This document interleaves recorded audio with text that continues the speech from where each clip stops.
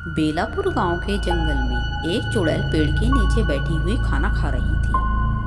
कई सालों से एक ही तरह का खाना खा खा कर मैं ऊब गई हूँ। काश मुझे किसी और तरह का खाना मिल जाता। एक आइडिया है, मुझे चलकर यह देखना चाहिए कि इस गांव के लोग आखिर क्या खाते हैं। उसके बाद चुड़ैल गांव की तरफ निकल जाती है और एक घर के सामने आकर रुक जाती है। ओह, तो ये लोग ये चीजें खाते हैं। कितने प्यारे प्यारे सेब हैं। कितनी अच्छी खुशबू आ रही है इनमें से।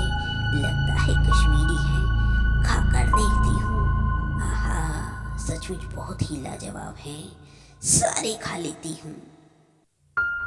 चुड़ैल सारे सेब खाकर दूसरे घर में जाती है। वहाँ चंपकलाल सोफे पर लेटा हुआ अंगूर खा रहा था। वाह, क्या ठाठ है इसके, और कितने आनंद के साथ यह अंगूर खा रहा है। जरा मैं भी तो खाकर देखूं, कितने मीठे अंगूर हैं। चुड़ैल सारे अंगूर खाकर वहाँ से चली जाती है। तभी चंपकलाल की पत्नी लता आकर कहती है, हाँ, आपने इतने सारे अंगूर खा लिए। इतने सारे अंगूर खाकर यदि आपकी तबीयत खराब हो गई तो मुझे दोष मत देना।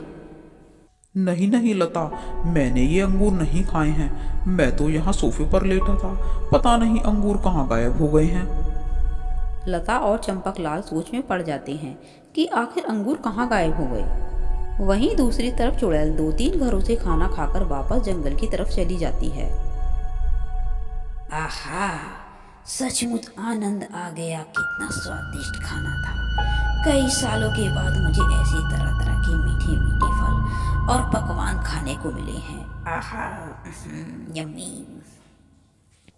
सुबह को गांव के सभी लोग अपने अपने घरों से खाने का सामान गायब देखकर हैरान रह जाते हैं और सभी लोग इसी विषय पर चर्चा करते दिखाई देते हैं। उसी रात को फिर से चुड़ैल आती है और घरों से फल और अन्य खाने का सामान खाकर चली जाती है। धीरे धीरे यह खबर पूरे गांव में फैल जाती है, लेकिन लोग यह नहीं समझ पाते कि उनका खाने का सामान कौन गायब कर रहा है। उसके बाद से चुड़ैल रोज रात को आकर घरों से खाने के सामान खाने लगती है। एक रात को जब चुड़ैल नरेश के घर में बैठी तरबूज खा रही थी, तभी नरेश उसे देख लेता है। चुड़ैल को देखकर नरेश डर जाता है और गांव के कुछ लोगों के साथ एक तांत्रिक के पास चला जाता है। चुड़ैल चंपकलाल के घर में चली जाती है। चंपकलाल किसी काम के सिलसिले में गांव से बाहर गया हुआ था। उसकी पत्नी लता ने खाना बनाने के लिए रख दिया था और पानी लेने के लिए बाहर चली जाती है। घर में उसकी बेटी बुलबुल ही थी। बुलबुल रसोई घर में चली जाती है और गैस चलाने की कोशिश करती है। मम्मी भी नहीं है, जल्दी से इसे चलाकर देखती हूँ। अगर मम्मी आ गई तो मुझे डांटेगी। बुलबुल गैस का स्विच ऑन कर देती है, जिससे गैस पूरे रसोई घर में फैल जाती है और नीचे चल रही स्टोव से आग लग जाती है। बुलबुल चिल्लाने लगती है, मम्मी, पापा, बचाओ, बचाओ। बुलबुल के रोने की आवाज़ सुनकर लता आ जाती है और आग को देखकर हैरान रह जाती है। वह बुलबुल को आग से बाहर निकालने के लिए गांव वालों से मदद मांगती है, लेकिन आग को देखकर कोई भी उसकी मदद करने के लिए आगे नहीं आता है। उसके बाद वह खुद ही बुलबुल को बचाने के लिए घर के अंदर जाने लगती है कि तभी दूसरे कमरे में आम खा रही चुड़ैल शोर सुनकर रसोई घर में आती है और बुलबुल को आग से बाहर निकाल लाती है। बुलबुल को चुड़ैल के साथ देखकर सभी लोग हैरान रह जाते हैं। उसके बाद चुड़ैल आग बुझा देती है। बुलबुल लता को सारी बात बता देती है। सारी बात सुनकर लता कहती है, तुमने आज मेरी बेटी की जान बचाकर मुझ पर बहुत बड़ा एहसान किया है। तभी नरेश तांत्रिक बाबा को लेकर वहां आ जाता है।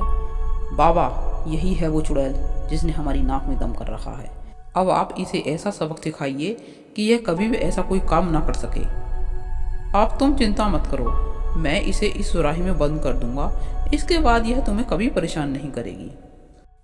तांत्रिक, मुझे इस सुराही में मत बंद करो, मैं यहाँ से चली जाऊंगी। बाबा, इस पर भरोसा करना ठीक नहीं है। आप इसकी बातों में मत आइए। उसके बाद तांत्रिक बाबा जैसे ही चुड़ैल को सुराही में बंद करने की तैयारी करते हैं, तभी लता कहती है, बाबा, आज मैं इंसानों के आगे मदद के लिए गिड़गिड़ाती रही, परंतु किसी की भी इंसानियत नहीं जागी। लेकिन इसने शैतान होकर भी मेरी बेटी को आग से बचाकर इंसानियत दिखाई। इसलिए बाबा, आप इसे इतनी बड़ी सज़ा मत दो। इसने हमारे घरों से खाने का सामान ही तो चुराया है, किसी को नुकसान तो नहीं पहुंचाया। वहाँ खड़े सभी लोगों को अपनी गलती का एहसास होता है और वे लता की बात से सहमत हो जाते हैं। उसके बाद तांत्रिक वहाँ से चला जाता है। लता, तुमने आज मुझे उस भयंकर सजा से बचाया। तुम्हारा बहुत बहुत धन्यवाद। अब मैं तुम लोगों से वादा करती हूँ कि कभी भी तुम्हें परेशान नहीं करूँगी और जंगल में जो कुछ भी मिलेगा वही खा लूँगी। चंपकलाल को जब पूरी घटना के बारे में पता चलता है तो वह तुरंत ही अपने घर आता है और कहता है, तुमने मेरी बेटी की जान बचाई है। आज से तुम मेरे फलों के बाग में रहना और वही मीठे मीठे फल खाना। फिर उसके बाद से चुड़ैल चंपकलाल के बाग में रहने लगती है और तरह तरह के मीठे मीठे फल खाती है। वाह, क्या स्वादिष्ट फल हैं।